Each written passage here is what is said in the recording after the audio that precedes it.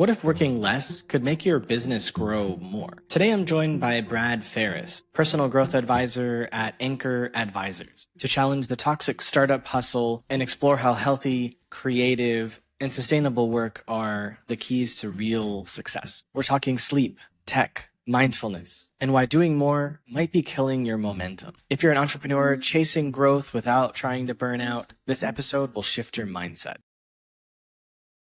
I hated having a job and I was forced into becoming an entrepreneur. And I've tried over the last 12 years to not force myself to work incredible hours.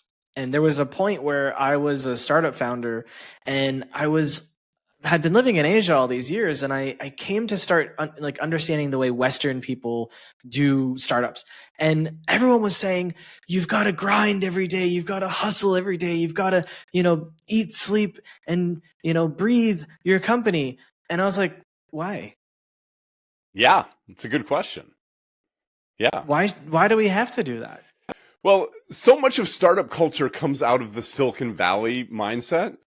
And if you've taken a bunch of investor money, there's a clock ticking. There's a certain amount of, the longer it takes you to earn them a return, the lower their rate of return is. And that's what they're driven by. And so the venture capitalists instilled this idea of you have to work all the time because it's good for them, because it increases their rate of return. But then the rest of the entrepreneurial culture somehow adopted that same mindset that we just have to grind all the time. And it feels super crazy to me. It's not healthy. It almost most likely is not going to make you wealthy. And that's why I love these interviews, because I've done so many of them. I've done hundreds of them. And I don't normally interview funded founders. I'm not against it. But my question to them is always, okay, sure, you raised 20 million, but what did you sacrifice to get that? Yeah. The thing that occurs to me when I'm thinking about this kind of grind and work all the time is that if the problem you're trying to solve requires creative breakthroughs, you're trying to do something that other people haven't done, right? And so you need your best thinking and your best creativity. Are you likely to be your most creative in the 11th, 12th, and 13th work hour of your day? Or are you more creative when you're taking regular breaks and when you're getting away from work and when you're working a more sustainable schedule? And particularly if it's your own business and you don't have outside funding, the thing that is the biggest threat to your business is actually your own health. Like, if you can't work, your business is going to suffer. And so to work in a sustainable way is actually making it more likely that your business is going to succeed in the long run.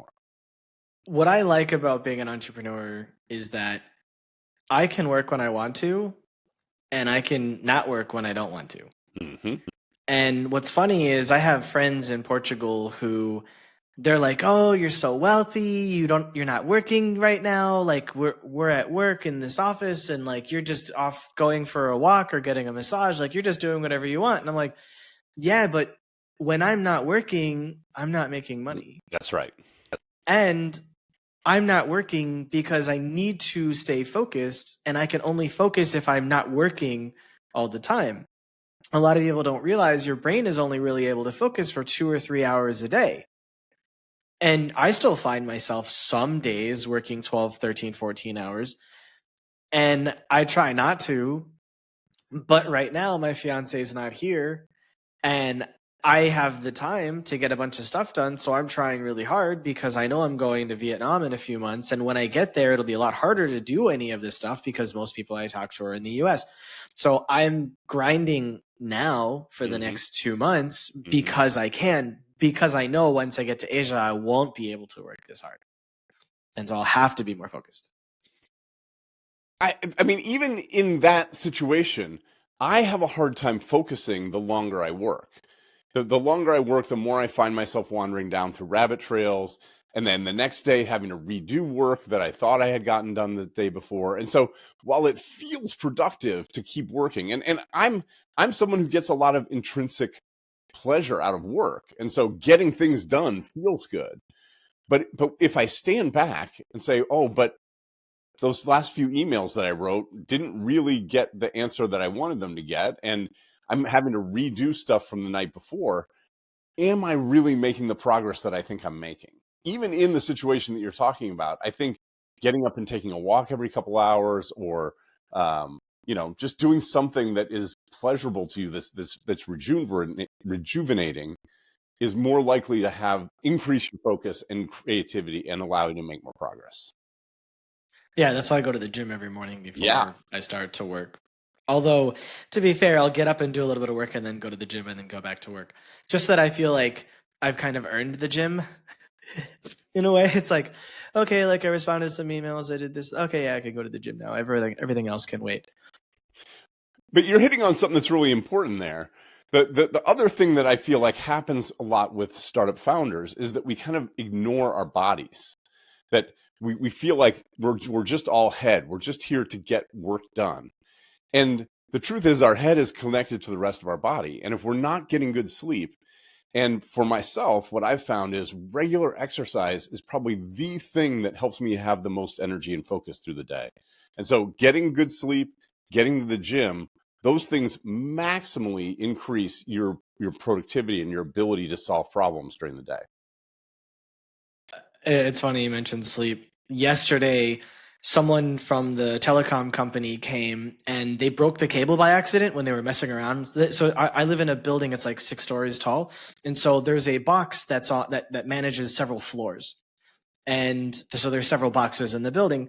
And the engineer broke our cable at like 5:30 in the afternoon. Perfect. And I would normally work until 7 or 8 or 9 if I have to, because like a lot of the people I talk to are in the US, so my focus time is earlier in the day, and then my distracted kind of business development stuff is in the afternoon. And so the time at which I'm trying to develop my business, I can't because the cable broke. I called the property manager and I said, hey, someone came and broke this. Oh yeah, they said there's a problem with the router. And I said, no, I'm technical enough that I know they broke the cable at the box. Right. And like, and my roommate said that, he was there and he saw the guy messing with the box. I go, I know it was the guy because before he was there was no problem with the internet. He's like, okay. I go, I'm trying to do my work. I can't do my work. Like I'm losing my mind here. Yes. Because my SIM card data is about to run out for the month. And I didn't want to buy another SIM card. It just doesn't make sense. So I'm like, I can't use my data on my phone because it's about to go bad and I have no Wi-Fi. I have no access to Wi-Fi anywhere except for here at the moment. Fix this now. He's like, okay. I got the engineer to agree to come between 9 and 11 tomorrow morning. Yeah. I went to sleep at like 10 because I can't watch TV, right? And I can't go on YouTube. I can't do anything. So I just went to bed. Yeah. And it felt good to go to sleep at 10. I would like to go to sleep. Honestly, when I was married previously, I was living in Vietnam at the time. She would get home from work at like 8 p.m. because she worked stupid hours. And we would be asleep at like 9:30. And I was 33. She was like 24, 25. Best sleep of my life. Going to bed at like 9:30, waking up at 4:35. One of my friends pointed out, and I've been thinking about this a lot lately, is that the last hour of the day is not usually particularly productive. Whether it's business productive or just life productive, like the last hour of the day is generally just kind of a blah. The first hour of the day is usually, for me, the most productive hour of my day. So if I just go to bed an hour earlier, I get rid of that blah hour and I gain a productive hour in the morning. Like it's a win-win all the way around. I think it's very difficult for people to actually do, though. Say more. I think Netflix and YouTube destroyed people's ability to sleep on top of texting. I think Twitter made people angry all the time. Yeah, so sure. Like I have a friend who is aware that Twitter is negative for her health and yet can't stop doom scrolling through Twitter looking at all the idiots and what they say. I was like, It's easy. I deleted my Twitter because I was in Asia when Twitter and Facebook and LinkedIn and all these platforms were building. So I was never exposed to them until my mid-30s almost. So I don't have any of those addictions that everyone else does for social media. So it's easy for me to go, yeah, I don't care. I never had TikTok. I never had Instagram. I never had Twitter. I installed TikTok and Instagram recently only because the AI that takes the shorts out of my long form videos will post them to those places for free. Like it automatically schedules it. So like it doesn't make sense to not do it. But I don't have the app on my phone. I just installed it and then I threw away the key. And so it just pushes. So I don't know if something's happening in my profiles, I don't know, but I'm not looking. And the thing, I always think this is curious when someone says, I can't stop. Like, it could be a legit addiction where this is it, you know, your life has become unmanageable and you need some help in order to get away from it. On the other hand, you could just set an alarm on your phone that says, hey, it's 9:30, go to bed. And train yourself not to disobey that alarm and learn what it feels like to actually go to bed at 9:30 instead of spending 2 more hours doom scrolling. Now, I say that like it's easy, and I know that it is not always that easy, but it's not really that hard either. Yeah. I never use alarms for anything. So when I wake up at 4 a.m, it's because my body said, wake up. Even though I may have gone to sleep at like 10:30. So my body's not happy that I woke up at 4, but that's the time my body woke me up. And so I just go, all right, fine, I'm up. So how can people, or the people you work with, what do you do for them to help them structure themselves so that they're not working so hard and that they're sleeping better and they're doing what they need to do? One of the first things we do is we get on a Zoom and they're going to open their calendar and we're going to look together at their calendar, because oftentimes they're working long hours because they're doing some things that aren't really that productive. And so looking at the calendar and taking some meetings off the calendar that don't belong there, and then helping to rearrange things, oftentimes having theme days where I put my client meetings on Tuesdays and Wednesdays. I'm meeting with my team on Mondays. Thursdays and Fridays are my focus days where I'm thinking about new things or getting my own work done. And so starting to group those things together so we can have longer blocks of time when we're available to do our best creative thinking. So starting by looking at your calendar, getting rid of some of the things that are busy work that you're not really engaged in, that are not the best use of your time, and then rearranging things so that you have longer stretches of time where you can get real work done. So by making better use of your daytime hours, then we feel like, well, okay, now I've done enough. And that's another thing, is to come up with what is enough. What is it that if I've done this, I've done enough work for today and I can go do something else? So several points to that. The first one is, there is an AI that's supposed to connect to your calendar and go, yeah, that should be here, that should be here, that should be here. I don't remember the name of it, but it was cool. But it's cool. The second thing is, I keep a to-do list. And my to-do list is based on urgency. So my trigger for I feel accomplished today is having done the most urgent things. And every day is different. How many things make it to that urgent list on an average day? Every day is different. So for example, a few days ago, my editor was told that he had a really nasty infection and he needed surgery.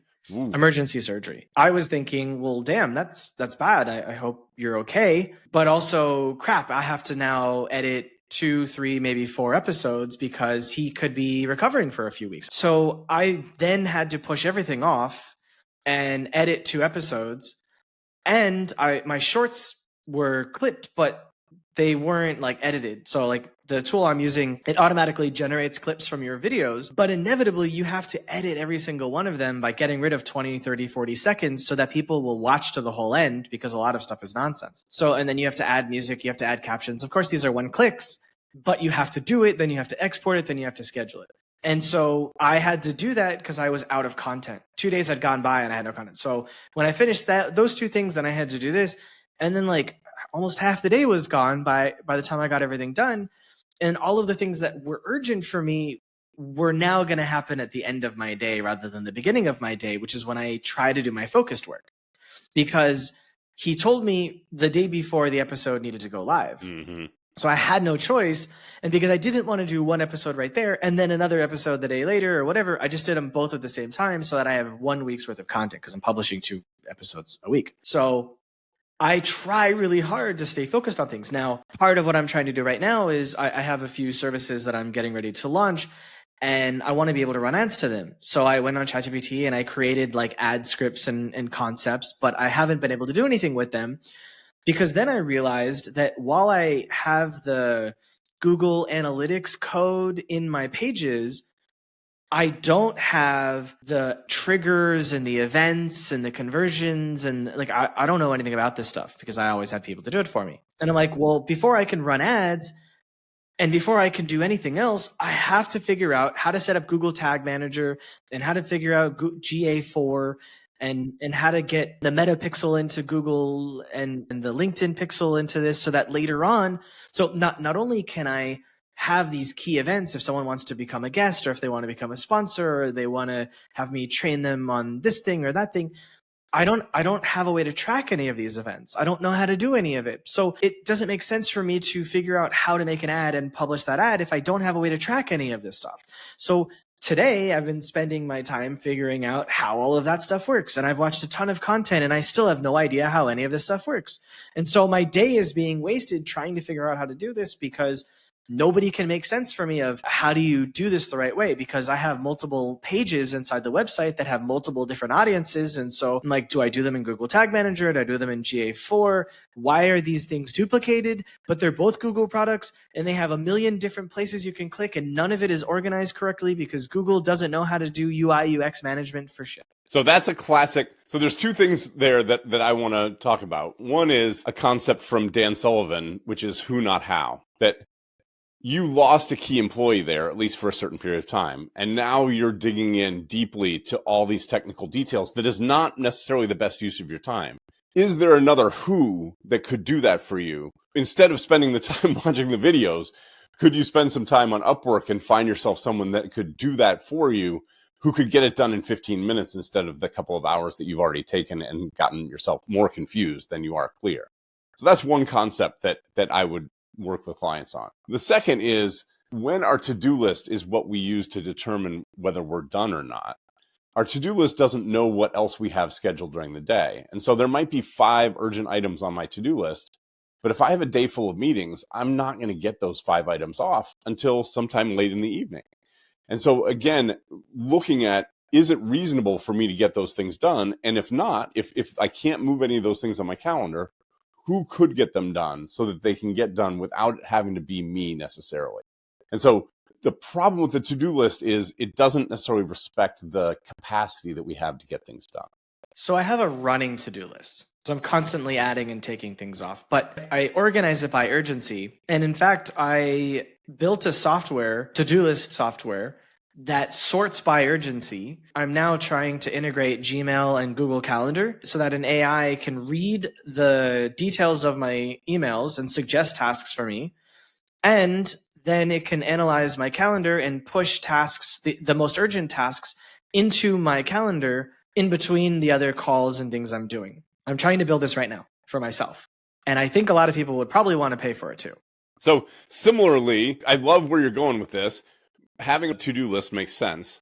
And then for me, I just on a daily basis, when I get into the office in the morning, I look at my calendar and I look at my to-do list and I do what you're suggesting. I insert to-dos in between meetings. And then when I get to the point where that's all that fits, then everything else gets pushed to the next day. And if I don't like where that's going, if there are things that I don't have time to do today, but need to get done today, well, then I have a priorities problem. Right? It's not a time problem. It's a priorities problem. I have either oversubscribed myself, which is a saying no problem. I need to learn how to better say no so that I don't end up oversubscribed. Or I have things on my calendar that could move so that I could get those things done. And so it's about managing my own priorities and getting good at, on a habitual basis, not taking on tasks that are not mine to do. Sure. I mean, I would love to not do some of the things I'm doing, but I also love to learn. And so while I could probably hire someone on Upwork to do it, the learning process is more important for me, because then I can do it every time I set up a new business or a new website, or I have a client that needs help.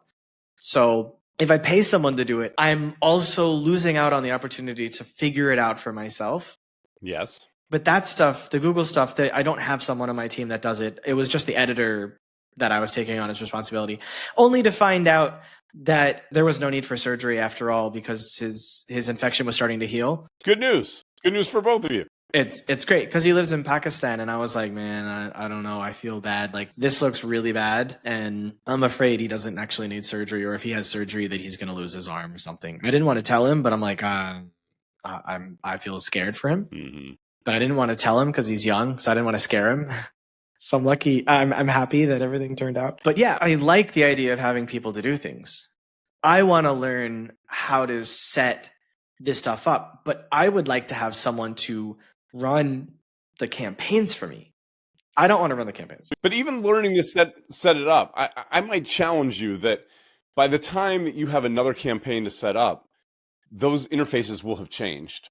And someone who's doing it every day is always going to do a better job, even if you do a great job learning. And so trading off the time that you're spending learning versus having an expert who could show you how to do it, but then also get it done for you. Oftentimes that's a better trade-off, especially if what you're doing, you talked about business development at the end of the day, like that is probably the thing that's going to earn you the biggest short-term return versus putting together this, GA for tag manager nightmare. That stuff is the foundation for me being able to run ads, because almost everyone now that I talk to is coming to me. They're being introduced by, PR firms and podcast booking. This is just for an example for the podcast itself. But I want to build a sponsorship pipeline. And there's people that are coming to me who want me to teach them how to launch a podcast. And I have a service to roast people's web apps, and I'm launching my cost cutting service. So actually, I can redo this flow for 4 or 5 different things very quickly. And so if I can learn to do it right now, then I can set them all up in a few minutes, and then I can get started on the ads. And that's what's going to build up my pipeline faster than talking to podcast agents and PR firms and build me opportunities, so that when there's too many opportunities, I can then hire someone to get into the sales for me, or I can hire someone to manage the campaign. So that's what I'm thinking, is this is something that's foundational that I want to know how to do, because for years I was just like, marketing, I don't. But if AI enables me to build a bunch of tools, but then I don't have the knowledge to like scale the lead generation and sales on them, then why am I building things? I'm just wasting my time. The name of the company is We Live to Build, but obviously it's We Live to Build and make money from what we're building, not We Live to Build and then not make any money. Yeah. But I did reach out to a few people that know how to do this stuff, that are friends, that are running their own businesses, and they haven't responded because they're busy doing their own stuff. That particular task I know is complicated even for people who know what they're doing. Because, as you said, there's these overlapping products and the UI is not great. Like, it's not something for the faint of heart. The other reason that I see that people tend to work more than maybe they thought they were going to is that work is rewarding, and they haven't taken the time necessarily to find other things outside of work that offer them that same level of reward. And so one of the things that I am suggesting to clients is also, even though that you're a really busy person who's running a growing business, you need to have some hobbies, some things that you're doing that aren't for work, and some communities where you're in where people like you, whether your business is going well or not. Because there are going to be times when your business is not going well, and having that community is going to be really helpful for you. And having some things that you enjoy engaging in outside of work also help restore our energy and our ability to focus and our creativity. And so having those things oftentimes makes the business more sustainable in the long run. I have a bunch of hobbies. I think some people might think I have too many hobbies. I love to go to the driving range. I've never been on a golf course, but I love going to the range. I do archery. I do bowling. I walk a lot. I play board games once or twice a week. There's a huge community here. I used to do table tennis a lot. Unfortunately, that's changed.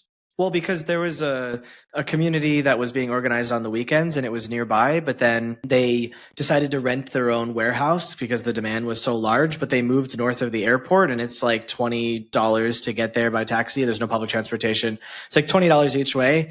I was like, why am I going to pay nearly $50 to go there and play for 2 hours and then come back? So it's just not economically viable anymore to go. Also into paddle, and I go to comedy clubs sometimes, go for live music sometimes. There's so much to do here in Lisbon. So like the archery and the driving range, what does that do for you when you engage in those activities? What makes it worth it for you? The sense that my aim I'm testing my aim. I'm testing my accuracy. I guess I'm challenging myself to do something that's not easy. And can I be consistent in doing this thing? And what I like about those kind of tasks is that they're much simpler than the business task. And so whether it's archery or being at the driving range, if we're regular at it and if we're paying attention to it, we can have that sense of progress and agency and autonomy in an area that then carries over, that when we go back to work, we know we're the kind of person who can get better at something if we focus on it, right? And so it's building a sense of resilience and mindfulness that then carries over into other areas of our lives. Yeah, what I like about it is there is a set thing you have to do to prepare yourself to launch off the arrow or to swing the club, right? And so you have to do it enough times, often enough, in enough number of instances where you get comfortable with the process of winding up and swinging or pulling the bow back or putting your hand, putting your hand under your chin and putting the string on your nose. There's a routine that you have to develop that if you do it correctly, your chance of success is high. And if you deviate from, your chance of success goes much lower. And so these repeatable things become enjoyable because you're training yourself to get comfortable with the process. And there's just something really comfortable about it, even though it's challenging because it's not easy to do. There's a lot of steps. You have to remember them all. And if you're off by a millimeter, your success goes away. You're really honing these deep skills. And I think the two that you picked are interesting because they are sort of process over results situations where even if you do it perfectly, you're not going to hit the center of the target maybe every time. And so it also teaches us to deal with our emotional reaction to our attachment to the outcome, where we're continuing to focus on the process and kind of letting go of some of those outcome measures and then seeing that improve over time. So it is building that mindfulness and resiliency that carries over into business success. So I've been meditating every day for 20 years. And I was trained to allow my thoughts during meditation. The goal is to allow your thoughts to do what they do, which is to exist, but then allow them to exist in a way that it also doesn't make you feel anything. And this isn't the way that, so I was taught transcendental meditation, which is the most well-known in the US. But then I also met a guy who's Sikh, the Indian subculture, so the warrior class.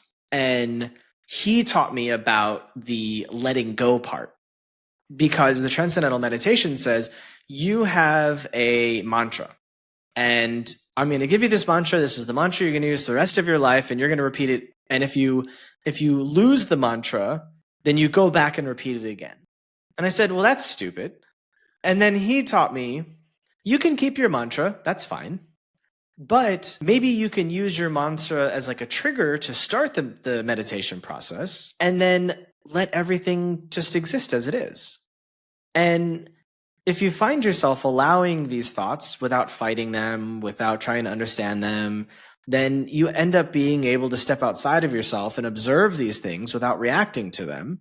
And inevitably, they will all fade away into nothingness, and you will experience no thoughts. you'll feel nothing, and you'll be in total darkness and in peace with this nothingness. It's very, very hard for people to let go, but it's something that I learned a long time ago and has been a wonderful practice for me as a result. And I find myself every day being able to get there. So I meditate 40 minutes. And I find that like the vast majority of that time just passes by and I'm just not even aware of time. I have a spiritual practice that is somewhat similar, but the end of it is that I'm releasing the need to change any person, situation, feeling, or myself. Yeah, that's hard. Yeah. It's very Buddhist. It's actually a Christian practice, but coming to that place of acceptance of what is. Because we live in this place, we live in the what is, not in the what we wish would be or what I imagine to be, but we live in the what is. And so the more that I am in the what is, the more I'm making choices and decisions based on reality, on what's actually going on.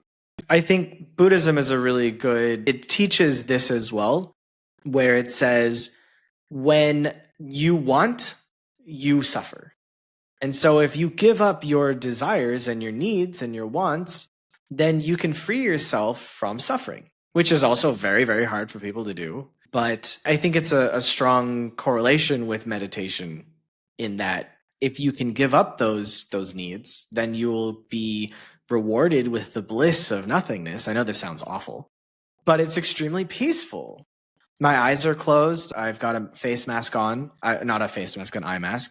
I'm wearing these headphones. Everything is off, right? All of the lights are off. The blinds are drawn. It's just pure, no noise, no light, nothing. And when you get to that place where everything is just quiet, it's just such a beautiful experience. I think the interesting thing to me about getting to that place of quiet is the way that quiet then continues through the rest of the day. That when I can come to a place of quiet or of stillness or of silence, then when I'm in a phone call with someone and things are starting to get tense, I don't have to get tense with them, but that I can live from that place of quiet and have a different relationship to the things that are going on. And that's super helpful in terms of just navigating life, but also business relationships. So what's the most important thing you think you've learned beyond that in life? The most important thing I've learned in life, that I'm not very important. That I really enjoy spending time in nature because nature makes me feel small. And whatever the problems are that I seem to be having, the rain keeps raining, the sun comes up, the sun goes down. These things are not that important in the grand scheme of life.